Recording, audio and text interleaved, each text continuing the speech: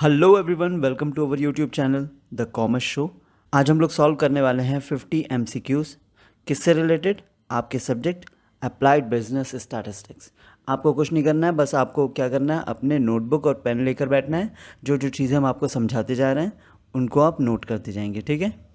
और क्वेश्चन को एक बार पॉज करिएगा, आप अपने एंड से एक बार उसको सॉल्व करने की कोशिश करिएगा एंड फिर देखिएगा कि आपका कितना सही हुआ कितना गलत। लास्ट में 50 में से आपने कितना स्कोर किया है ये कमेंट बॉक्स में ज़रूर कमेंट करिएगा, ठीक है। चलिए स्टार्ट करते हैं आज का first question. Question number 1, which of the following best describes the nature of population statistics. Population statistics, पहले तो हम आपको एक चीज़ बता दें। देखिए, एक होता है पॉपुलेशन, ठीक है, पॉपुलेशन। और इस पॉपुलेशन को स्टडी करने के लिए हम लोग क्या करते हैं, इसी पॉपुलेशन में से कुछ डेटा को सेलेक्ट करते हैं, उसको हम लोग बोलते हैं सैम्पल। तो के जो कैरेक्टरिस्टिक्स होते हैं उनको हम लोग बोलते हैं स्टैटिस्टिक्स, और पॉपुलेशन के जो कैरेक्टरिस्टिक्स होते हैं उनको हम लोग बोलते हैं पैरामीटर, ठीक है, उसको हम लोग बोलते हैं पैरामीटर, ठीक है। तो यहाँ पर बस आपको इन जनरल क्वेश्चन पूछने के लिए बस पॉपुलेशन स्टैटिस्टिक्स का मतलब ये वर्ड यूज़ किया गया, नहीं तो नॉर्मली हम लोग पॉपुलेशन के लिए क्या यूज़ करते हैं, पैरामीटर वर्ड को यूज़ करते हैं, ठीक है। अब ऐसा यहाँ पर कौन सा पॉइंट है, ठीक है, इन चार में से जो कि पॉपुलेशन के स्टैटिस्टिक्स को अच्छे से मतलब सही से डिस्क्राइब करता है, बेस्ट डिस्क्राइब करता है। लीनियर इन नेचर ये नहीं है, लीनियर नहीं होता, एब्स्ट्रैक्ट भी नहीं होता, रिलेटिव टर्म्स में होता है वो, ठीक है। एब्स्ट्रैक्ट आपका गलत हो गया, लीनियर गलत हो गया, स्टैटिक मतलब आपका फिक्स भी नहीं होता है। तो आपका सही आंसर क्या हो जाएगा, डायनामिक इन नेचर, मतलब दैट कीप्स ऑन चेंजिंग, ठीक है। ये जो पॉपुलेशन के जो स्टैटिस्टिक्स होते हैं, जो स्टैट्स होते हैं, वो आपके हमेशा चेंज होते रहते हैं, इसलिए आपका 1 का हो जाएगा B. Question number 2, the main purpose of population statistic is to. Population statistic का मेन पर्पस क्या है? यहाँ पर एक ऑप्शन है, आप ध्यान से देखिए, to provide data for planning and policy making. जब आप पॉपुलेशन की स्टैटिस्टिक्स मतलब कैलकुलेट करोगे या फिर आप मेजर करोगे तो उसके हेल्प से आप क्या कर सकते हो, आप प्लानिंग कर सकते हो और आप पॉलिसी फ्रेम कर सकते हो, ठीक है। तो ये बात ध्यान रखिएगा। जीडीपी इससे मेज़र नहीं होता है, आप वेदर पैटर्न्स भी मतलब एनालाइज नहीं कर सकते, और इकोनॉमिक ग्रोथ भी आप मतलब प्रेडिक्शन किया जा सकता है, बट वो बहुत आगे का प्रोसेस है। यहाँ पर सबसे ज़्यादा अप्रोप्रिएट आपका आंसर क्या हो जाएगा, to provide data for planning and policy making. बाकी सब सेकेंडरी हो सकता है लेकिन सबसे मेन आपका यही है, ठीक है। क्वेश्चन नंबर 2 का B. Question number 3, which one of the following is not a method of population census. इन सभी में से, ये चार ऑप्शन में से ऐसा कौन सा ऐसा मेथड है जो जिसको हम लोग यूज़ नहीं करते पॉपुलेशन सेंसस के लिए, ठीक है। तो आपका डी फैक्टो मेथड होता है, डी ज्यूरे मेथड भी होता है, सैम्पल मेथड भी होता है, लेकिन नेचुरल मेथड जैसा कुछ नहीं होता, ठीक है। तो आपका ये तीनों सही है, और ऑड वन आउट के हेल्प से आपका सही आंसर वैसे ये हो जाएगा डी, ठीक है। तो 3 का डी। चलिए अब हम लोग थोड़ा सा डी फैक्टो और डी ज्यूरे मेथड के बारे में देख लेते हैं। डी फैक्टो मेथड, देखिए बाकी तो हम लोग पढ़ लेते हैं लेकिन मेन जो हमने आपके लिए हाईलाइट किया है वही मेन है, बट एक बार पढ़ लेते हैं। De facto method, under this method the census commission fixes one date. एक डेट को फिक्स किया जाता है सेंसस करने के लिए, ठीक है, throughout the country. It is usually done on a full moon night because it is presumed that all households are present at their residence during at that time. देखिए, जब census होता है तो इस type de facto में ये होता है कि जब सेंसस किया जाता है तो उसमें ये सोचा जाता है कि जितने लोगों का भी सेंसस हो रहा है, जितने लोगों को भी सेंसस में इंक्लूड किया जा रहा है, वो सभी अपने अपने घर पर होंगे, ठीक है। तो जब ये चीज़ प्री एज्यूम करके आपका सेंसस किया जाता है तो उसको हम लोग बोलते हैं डी फैक्टो मेथड, ठीक है, ध्यान रखिएगा। और डी ज्यूरे मेथड आपका ये आपका जस्ट अपोजिट है, मतलब ऐसे लोग जो कि परमानेंट रेजिडेंस है, सिर्फ उन्हीं लोगों का मतलब उन्हीं लोगों को इंक्लूड किया जाता है सेंसस में, बाकी लोगों को इग्नोर कर दिया जाता है, और इसको हम लोग रियल एंड डायरेक्ट एन्यूमरेशन भी कहते हैं, ठीक है। हमारी कंट्री में डी ज्यूरे मेथड को ही हम लोग ऑप्ट करते हैं, ध्यान रखिएगा। डी फैक्टो मेथड में सबको इंक्लूड कर देते हैं, और डी ज्यूरे मेथड में जो परमानेंट रेजिडेंस है सिर्फ उन्हीं लोगों को इंक्लूड करते हैं, ठीक है। In the D facto method population is counted. D facto method में आपका जो पॉपुलेशन होता है उसको किस मेथड मतलब किस बेसिस पे काउंट किया जाता है, तो अभी हम लोगों ने बात की on the basis of enumeration, ठीक है, प्लेस ऑफ इन्यूमरेशन, किस प्लेस पर इन्यूमरेशन किया जा रहा है उसके बेसिस पर, ठीक है। और यही पर अगर आपका डी ज्यूरे मेथड होता है तो वो आपका सही आंसर हो जाता है ये। फिलहाल के लिए आपका सही आंसर है क्या, 4 का B. Question number 5, which method of census is used in India. अभी हम लोगों ने बात की तो सही आंसर आपका हो जाएगा D jure method. Question number 6, which year marks first synchronous census in India.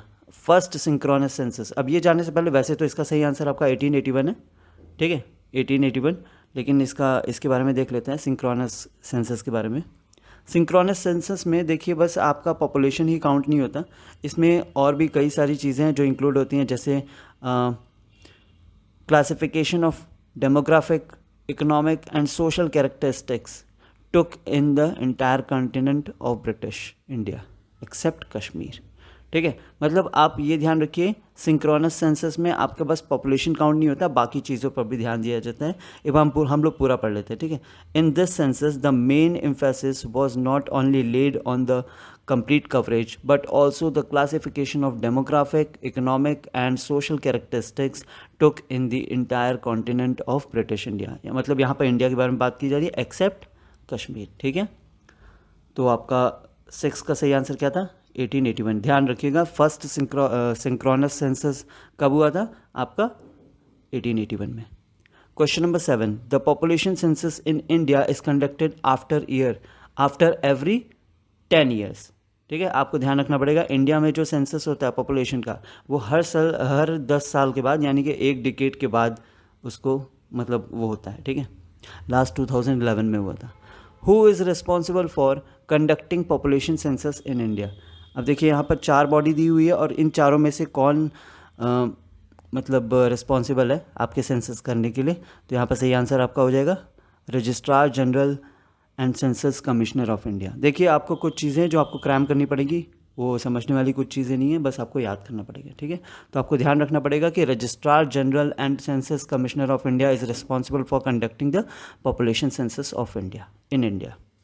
Question number 9, which of the following statements is true regarding census data. इन सभी में से जो 4 ऑप्शन दिए हुए हैं इन सब में से कौन सा आपका ट्रू है रिगार्डिंग सेंसस डेटा। तो यहाँ पर एक आपका ऑप्शन है, देखिए कि इसमें आपका demographic, social and economic data तीनों ही इंक्लूड होता है, ठीक है। हाँ, हमेशा ये एक्यूरेट रहे ये ज़रूरी नहीं है। इसमें सिर्फ एडल्ट नहीं, बच्चों का भी ध्यान जाए, मतलब बच्चों को भी काउंट किया जाता है। It is conducted globally every year, ये भी गलत है। हर कंट्री का अपना अपना है और इंडिया में ये हर 10 ईयर्स में एक बार किया जाता है, ठीक है, हर 10 साल के बाद किया जाता है। तो सही आंसर आपका हो जाएगा क्या 9 का सी, ठीक है। Question number 10, which of the following is a limitation of population statistics. Lack of data, errors in enumeration, political instability, inapplicability in research. ये गलत है, ये लिमिटेशन नहीं है, मतलब आपका रिसर्च में उसको यूज़ किया जा सकता है, ठीक है। पॉलिटिकल इंस्टेबिलिटी ये भी गलत है, पॉलिटिकल स्टेबल होता है, ठीक है। लैक ऑफ डेटा ये भी नहीं होता क्योंकि डेटा हमारे पास बहुत अवेलेबल होता है। एरर्स इन एन्यूमरेशन ये आपका सही ऑप्शन है, ठीक है। तो यहाँ पर कौन कौन से हमारे लिमिटेशंस हो सकते हैं वो हम लोग देख लेते हैं। लिमिटेशंस में जैसे आपके डेटा के क्वालिटी का इशू, ठीक है, कई बार डेटा हम लोग को जेन्युइन मिल जाता है, कई बार डेटा हम लोग को जेन्युइन नहीं मिलता है। फिर उसके बाद कुछ एजम्पशंस कई बार क्रिएट करने पड़ते हैं जब स्टैटिस्टिकल मेथड्स को ऑप्ट किया जाता है, ठीक है। लिमिटेड स्कोप भी कई बार लिमिटेड होता है। सब्जेक्टिविटी इन इंटरप्रिटेशन, जो हमारा डेटा मतलब ये पॉपुलेशन सेंसस का जो डेटा कलेक्ट कर रहा है अगर वो सब्जेक्टिव हो गया तो उसकी वजह से हमारा डेटा हार्म हो सकता है। सैम्पल साइज कंसिडरेशंस, ठीक है। सैम्पल साइज, अब मान लीजिए 100 अगर आपका पॉपुलेशन है और 100 में से आप सैम्पल जो निकाल रहे हैं वो दो सैम्पल आप निकाल रहे हैं, तो वो जो 2 सैम्पल है वो आपके पूरे के पूरे पॉपुलेशन को रिप्रेजेंट नहीं करेगा, ठीक है। तो आपको सही सैम्पल साइज़ आपको चूज़ करना पड़ेगा as per your population count, ठीक है। एथिकल कंसिडरेशन, ठीक है, एथिकल कंसिडरेशन भी ध्यान देना चाहिए। कई बार लोग अनएथिकल वे यूज़ करते हैं in order to collect the data, ठीक है। तो ये आपके कुछ लिमिटेशंस हो जाएंगे, ठीक। तो क्वेश्चन नंबर 10 का B. Question number 11, the sample method is usually used in. Complete enumeration का मतलब होता है आप पॉपुलेशन के हर एक पर्सन को, हर एक यूनिट को स्टडी कर रहे हो, तो इसमें आपका सैंपल नहीं आएगा। लीगल रिकॉर्ड्स में भी आप क्या करते हो, आप अच्छे से सारा डेटा मतलब पढ़ते हो या फिर यूज़ करते हो। कोर्ट केसेस में भी यही होता है। लेकिन आपका जो इंटरिम सर्वेज बिटवीन सेंससेस होता है, ठीक है, तो ये आपका सैम्पल मेथड यूज़ किया जाता है, ठीक है। ध्यान रखिएगा। सैम्पल मेथड के बारे में देख लेते हैं। Sample method involves studying a small representative portion of the entire population to draw conclusion about the whole. मान लीजिए टोटल 100 पॉपुलेशन है, ठीक है। अब इस 100 पॉपुलेशन का जो डेटा है उसके क्या कैरेक्टरिस्टिक्स हैं, इसको समझने के लिए आपने क्या किया, इसमें से 20 सैंपल ले लिया। अब ये जो 20 है ये आपको हेल्प करेगा बाकी के 80 को भी समझने में। इस 20 के फीचर्स के बेसिस पे आप क्या करोगे, बाकी जितने भी बचे हुए हैं यानी कि टोटल के टोटल आप सबके कैरेक्टरिस्टिक को जज कर सकते हो, ठीक है। It is faster, economical, practical, specially when surveying large population. अब देखिए, अगर आप लार्ज पॉपुलेशन को स्टडी करते हो तो ज़रूरी नहीं है ना कि आप मतलब काफ़ी टाइम टेकिंग हो जाएगा अगर आप हर एक बंदे को बैठ करके आप उसको स्टडी कर रहे हो। इससे बेटर है कि आप उसमें से एक सैंपल ले लो और उस सैंपल को अच्छे से समझो और उसको स्टडी करो, ठीक है। यही होता है। Question number 12, what is the key difference between the D jure method and de facto census method, ठीक है। तो इन दोनों में जो आपका मेन डिफरेंस है वो ये है, basis of usual residence and presence at the time of census, ठीक है। डी जूरे मेथड में क्या होता है, आपका वही यूजुअल रेजिडेंस वाला सीन है, और डी फैक्टो मेथड में क्या है, जब आप सेंसस के टाइम पर कहाँ पर अवेलेबल हो, ऐसा, ठीक है। तो क्वेश्चन नंबर 12 का हो जाएगा D. Question number 13, what is the approximate current population of India as per 2011 census. देखिए ये सब डेटा तो आपको याद होना चाहिए, इसमें गेस आप नहीं कर सकते हो। आपको सही अगर चूज़ करना है तो आपको चीज़ें याद होनी चाहिए। तो इसका सही आंसर आपका 121 करोड़, ठीक है। Question number 14, which Indian state had the highest population growth rate as per 2011 census, ठीक है। कौन सा ऐसा इंडियन स्टेट है जिसका मतलब पॉपुलेशन सबसे हाई हो रहा है, मतलब हाई पॉपुलेशन ग्रोथ है एज पर 2011 सेंसस, तो वो हो जाएगा आपका बिहार, ठीक है। Question number 15, which indicator is most useful to understand the age composition of a population, ठीक है। पॉपुलेशन मतलब आपका जो एज कंपोजिशन है पॉपुलेशन का, उसको स्टडी करने के लिए, उसको अच्छे से समझने के लिए सबसे आपका सही जो टर्म है वो है आपका पॉपुलेशन पिरामिड। क्यों पॉपुलेशन पिरामिड क्या होता है, population pyramid is the graphical presentation of the distribution of population bye sex and as group, ठीक है। सेक्स और एज ग्रुप के बेसिस पर आप क्या करते हो, आप एक ग्राफिकल प्रेजेंटेशन, मतलब वो आपका ऐसा आपको दिखेगा और यहाँ पर ऐसा आपका बना रहेगा, वो कैटेगरी वाइज डिवाइड किया रहेगा, ठीक है। और वो उस बेसिस पर फिर आप क्या कर सकते हो, आप मतलब यहाँ देखो पढ़ते हैं, it takes the shape of pyramid when the population is growing, ठीक है। जैसे जैसे वो ग्रो करता जाएगा वो एक पिरामिड का शेप लेता जाएगा। Population pyramids are also known as pyramids, age pyramids, because it is a graphical representation of age also, ठीक है। तो सही आंसर आपका क्या हो जाएगा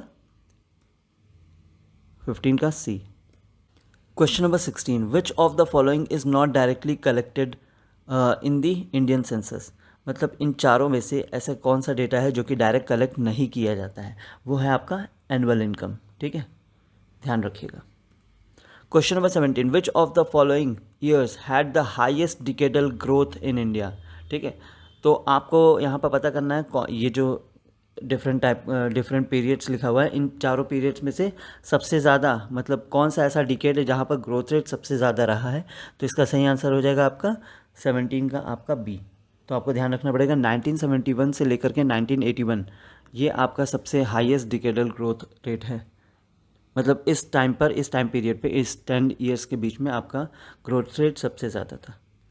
इन which year national population policy implemented in India, मतलब किस ईयर, ठीक है, कौन से ईयर में आपका नेशनल पॉपुलेशन पॉलिसी को इम्प्लीमेंट किया गया था। तो ये आपका सही आंसर हो जाएगा 2000, ठीक है। तो ये सब चीज़ें आपको ध्यान रखनी पड़ेंगी, ये सब डायरेक्ट क्वेश्चन आएगा। इसके बारे में देख लेते हैं। The national population policy of 2000 is a policy framework implemented by the government of India.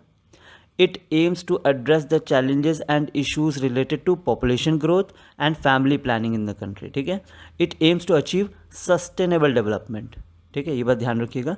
sustainable development को अचीव करने के लिए मेनली इसको मतलब इस स्कीम को लाया गया है, ठीक है। by promoting responsible and planned parenthood, ठीक है। तो इसमें मेनली आपको क्या ध्यान रखना है कि ये कौन इम्प्लीमेंट किया है, गवर्नमेंट ऑफ इंडिया इम्प्लीमेंट किया है, 2000 में आया था। और इसका जो एम है मेन वो क्या है, to address the challenges and issues related to population growth and family planning in the country, ठीक है।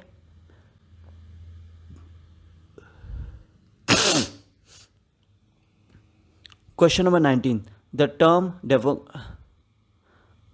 Question number 19, the term demographic dividend is associated with. Demographic dividend का क्या मतलब होता है? डेमोग्राफिक डिविडेंड का मतलब होता है जब आप मतलब आपके पॉपुलेशन का जो वर्किंग एज पॉपुलेशन है वो ज़्यादा होता है आपके बाकी के पॉपुलेशन से, ठीक है। तो इसके बारे में पढ़ लेते हैं। डेमोग्राफिक डिविडेंड क्या होता है? It is the potential for economic gains when the share of the working age population यानी कि 15 से 64 is higher than non working age group, ठीक है। वर्किंग पॉपुलेशन आपका ज़्यादा है in comparison to non working age group से, ठीक है। एक बार मतलब इसको और इजी टर्म्स में देख लेते हैं। It occurs when the proportion of working people in the total population is high because this indicates that more people have the potential to be productive and contribute to growth of the economy, ठीक है। Question number 19 का C. Question number 20, which state has the highest population density in India as per 2011 census, ठीक है। मतलब 2011 census के according सबसे highest population census मतलब population density कहाँ की है? तो इसका सही आंसर हो जाएगा आपका A, Bihar. Vital statistics refers to statistics related to vital events of our life, ठीक है। ये बात ध्यान रखिएगा। इसके बारे में भी हम लोग पढ़ लेते हैं। Vital statistics, it refers to data related to live births, deaths, migration, fetal deaths, marriages, divorces, ठीक है। आपको ये 6 टर्म है, 1 2 3 4 5 6, ये आपको याद रखना पड़ेगा, ठीक है। और नॉर्मल वाइटल साइंस होते हैं वो क्या होता है? Body temperature, respiration rate, pulse rate, blood pressure, oxygen saturation, ठीक है। ये सब चीज़ें आपको ध्यान रखनी पड़ेंगी। ऐसे क्वेश्चंस आपके डायरेक्ट आ सकते हैं। तो 21 का आपका हो जाएगा C. Question number 22, which of the following is not considered a vital event, ठीक है। मैरिज है, बर्थ है और डेथ भी है। ये जो माइग्रेशन है ये नॉर्मली हम लोग पॉपुलेशन में काउंट करते हैं। ये जो पीछे हमने आपको बताया था ये बाय मिस्टेक मेरे ख्याल से माइग्रेशन यहाँ पर आ गया था। माइग्रेशन आपको नहीं काउंट करना है, ठीक है। ध्यान रखिएगा इस बात को। 22 का हो जाएगा C. Question number 23, what is the formula for crude birth rate, ठीक है। ध्यान रखना पड़ेगा आपको क्रूड बर्थ रेट, इसके बारे में अभी हम लोग और भी डिस्कशन करेंगे, ठीक है। क्रूड बर्थ रेट का आपका फॉर्मूला क्या होगा? तो फॉर्मूला अच्छे से याद रख लिए, birth divided by total population into 1000, ये आपका फॉर्मूला हो जाएगा। तो आपको ध्यान रखना पड़ेगा कि आपको CBR कैसे कैलकुलेट करना है? Total births divided by total population multiplied by 1000। The crude birth rate is defined as the annual number of live births per 1000 population, ठीक है। एंड इसको फाइंड आउट करने के लिए आपको क्या करना पड़ेगा? Divide the total number of live births in a given period by the average population during that period. तो फिर आपका CBR आप कैलकुलेट कर पाओगे। क्वेश्चन नंबर 24, CBR हो गया यानी कि बर्थ रेट हो गया। अब क्या है? बर्थ रेट हो गया। अब आपको डेथ रेट देखना है, CDR को कैलकुलेट करने के लिए आपका क्या करना पड़ेगा? कुछ नहीं करना है, बस जैसे वहाँ पर था वैसे यहाँ पर सीन है। तो death divided by mid year population into, वहाँ पर टोटल पॉपुलेशन के बारे में बात की जा रही थी और यहाँ पर मिड ईयर पॉपुलेशन के बारे में बात की जा रही है, ठीक है। तो ये डिवाइड इनटू 1000, तो 24 का हो जाएगा बी। इसके बारे में भी देख लेते हैं। CDR, the crude death rate is defined as the share of the population that dies per year. And आप इसको कैसे कैलकुलेट कर सकते हो? By dividing the total number of deaths by the average number of people live alive during the year, मतलब उस time पर, उस पर्टिकुलर टाइम पर जितने लोग जिंदा हैं, ठीक है। Question number 25, infant mortality rate is the number of infant deaths पर। इन्फेंट मोर्टेलिटी रेट को आप कैसे कैलकुलेट कर सकते हो? मतलब उसको कैलकुलेट करने के लिए आपको क्या कंसिडर करना पड़ेगा? तो यहाँ पर सही आंसर आपका हो जाएगा 1000 लाइव बर्थ्स, ठीक है। ध्यान रखिएगा। 25 का B. Question number 26, which among the following is the most sensitive indicator of health conditions. तो यहाँ पर आपका देखिए क्रूड डेथ रेट भी है, फर्टिलिटी रेट भी है, नेट रिप्रोडक्शन रेट भी है, बट आपका सबसे ज़्यादा सेंसिटिव जो होता है वो आपका इन्फेंट मोर्टेलिटी रेट है, ठीक है। ध्यान रखिएगा इन सब चीज़ों को। आगे बढ़ने से पहले अगर आपको कोई वीडियो समझ में आ रही है, क्वेश्चन समझ में आ रहे हैं तो वीडियो को लाइक कर दो, ठीक है।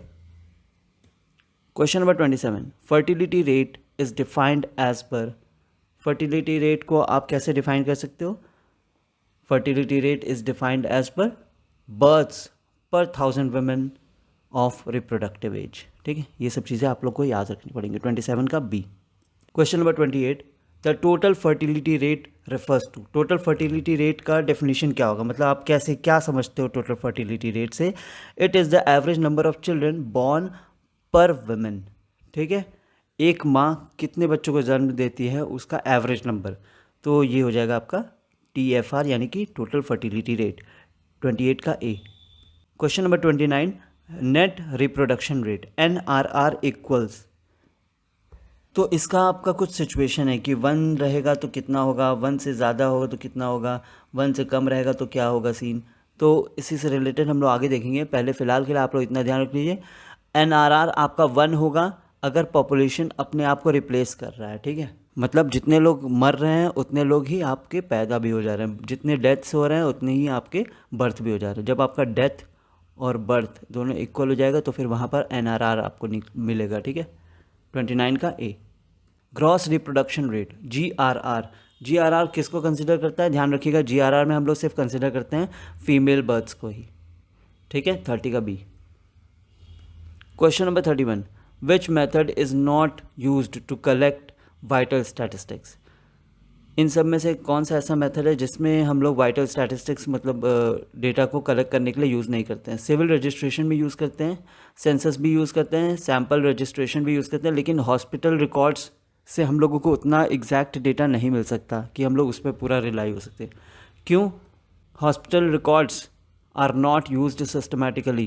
क्यों? अब देख लेते हैं। While hospitals do record births and deaths, these records are not comprehensive as many vital events happen outside hospitals also। ठीक है, तो हॉस्पिटल के ही डेटा पर अगर हम लोग सिर्फ जज करेंगे, ठीक है, पॉपुलेशन का वो पूरा काउंट करेंगे तो फिर वो हम लोगों को एग्जैक्ट डेटा नहीं दे पाएगा। ठीक है, क्योंकि हॉस्पिटल से बाहर भी आपका बर्थ और डेथ होता है। ठीक है, hospital records are not a formal method for collecting vital statistics. ठीक है, question number 32, sample registration system SRS in India is operated bye.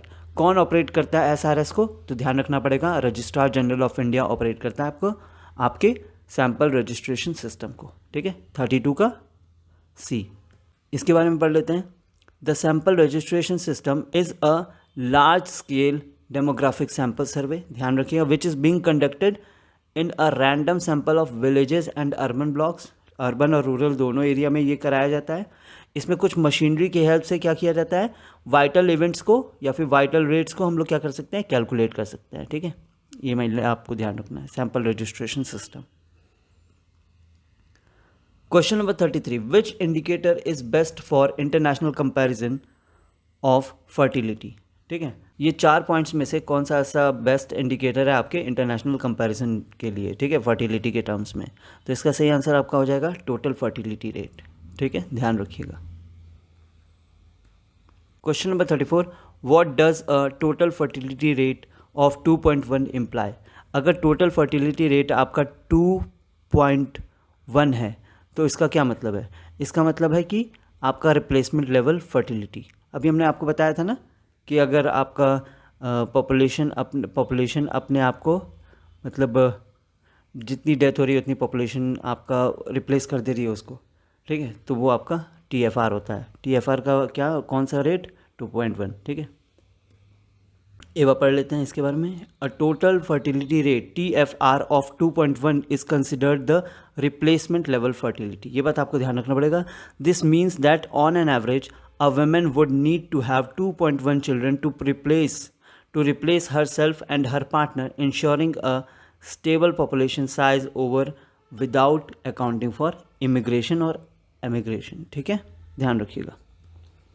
Question number 35, which of the following has the highest fertility rate in India as per NFHS 5। ठीक है, तो इसका सही answer आपका हो जाएगा बिहार। ठीक है, ध्यान रखिएगा, हाईएस्ट फर्टिलिटी रेट के बारे में बात की जा रही है। ठीक है, तो आपका सही आंसर हो जाएगा Bihar. Question number 36, which is not a limitation of vital statistics. ठीक है, आपका इसमें से कौन सा ऐसा जो आइटम है वो आपका वाइटल स्टैटिस्टिक्स का लिमिटेशन नहीं है? तो आपका इनएक्यूरेसी और इन डेटा ये ऐसा हो सकता है, डिलेड रजिस्ट्रेशन ये भी हो सकता है, अंडर रिपोर्टिंग ये भी हो सकता है, लेकिन कंप्लीट कवरेज ये आपका एक पॉजिटिव सेंस में है ना, ये लिमिटेशन नहीं, ये आपके मेरिट्स हैं, तो ये आपका सही आंसर हो जाएगा ऑड वन आउट से। ठीक है, क्योंकि यहाँ लिखा है ना नॉट। देखिए कई सारे क्वेश्चन में आपको नॉट देखने को मिल जाएगा, तो ये नॉट आपको अच्छे से पढ़ना होगा, क्योंकि अगर आप इसको अच्छे से नहीं पढ़ते तो फिर आपका क्वेश्चन गलत हो सकता था। ठीक है, question number 37, what does a net reproduction rate of a less than 1 indicate. अगर आपका NRR 1 से लेस है, ठीक है, तो वहाँ पर क्या सीन हो जाएगा, when NRR is less than 1 then there will be a declining population. ठीक है, एंड अगर ग्रेटर देन 1 होता, जैसे NRR इज ग्रेटर देन 1 होता तो यहाँ ग्रोइंग पॉपुलेशन होता। ठीक है, और ये इक्वल्स टू 1 होता तो यहाँ स्टेबल पॉपुलेशन होता। लेकिन यहाँ पर जो हम लोगों को देखना है वो लेस देन 1 देखना है, तो आपका सही आंसर हो जाएगा 37 का ए। एक बार इसको पढ़ लेते हैं। Net reproduction rate, the NRR is the percentage growth after accounting for births and deaths. It can indicate whether a population can be expected to grow, shrink और रिमेन स्टेबल। अभी हमने यहाँ पर आपको बताया था ना, ये और ये उसी बारे में बात की जा रही है। देखो, NRR greater than 1 indicates a growing population, while NRR less than 1 suggest a declining population. ठीक है, ये सब चीज़ें आप लोग को ध्यान रखनी पड़ेंगी, क्योंकि ये सब चीज़ें डायरेक्ट क्वेश्चन में उठ के आने वाली है। Fertility rate is highest among women in which age group. Fertility rate आपका किस एज ग्रुप में सबसे ज़्यादा हाईएस्ट होता है आपके वेमेंस में। ठीक है, तो 38 का आपका सही आंसर क्या हो जाएगा, आप लोग गेस करो। तो सही आंसर आपका हो जाएगा 20 to 24। ठीक है, इस एज ग्रुप में फर्टिलिटी रेट सबसे ज़्यादा हाई होता है वेमेन में। Question number 39, which source provides an annual estimates of birth and death rates in India. कौन सा ऐसा सोर्स है इन चारों में से जो आपको एनुअल एस्टिमेट प्रोवाइड करता है, किसका, बर्थ रेट और डेथ रेट का। तो यहाँ पर सही ऑप्शन आपका हो जाएगा सैम्पल रजिस्ट्रेशन सिस्टम। ठीक है, sample registration system provides annual estimates of birth and death rates in India. ठीक है, 39 का B. 40, question number 40, which region in India has the lowest infant mortality rate. ठीक है, इंडिया के कौन से रीजन में लोएस्ट इन्फेंट मोर्टेलिटी रेट है, तो उसका सही आंसर आपको हो जाएगा आपका केरला। ठीक है, केरला में सबसे कम है infant mortality rate. Question number 41, which among the following reflects maternal health status of the status the most. ठीक है, तो यहाँ पर आपका सही आंसर हो जाएगा मैटरनल मोर्टेलिटी रेशियो। ठीक है, बर्थ रेट आपका बर्थ के लिए बताता है, डेथ रेट आपका डेथ के लिए बताता है, फर्टिलिटी रेट आपका फर्टिलिटी के लिए बताता है, और ये जो मैटरनल मोर्टेलिटी रेशियो है ये आपके मैटरनल हेल्थ के बारे में बताता है। ठीक है, तो 41 का हो जाएगा आपका B. Question number 42, crude birth rate यानी कि CBR is influenced by. CBR किस चीज़ से इन्फ्लुएंस होता है, एज डिस्ट्रीब्यूशन से भी होता है, सेक्स रेशियो से भी होता है, और आपके मैरिटल स्टेटस से भी होता है। ठीक है, तो 42 का हो जाएगा D, all of the above. A country has CBR of 25 and CDR of 8। What is the natural increase rate. तो आपको कुछ नहीं करना है, बस 25 - 8 कर देंगे और सही आंसर आपका हो जाएगा 17। ठीक है, जब इस टाइप का क्वेश्चन आ जाएगा तो आपको कुछ नहीं करना है, बस सब्ट्रैक्ट कर देना है। तो सही आंसर आपका हो जाएगा 43 का बी।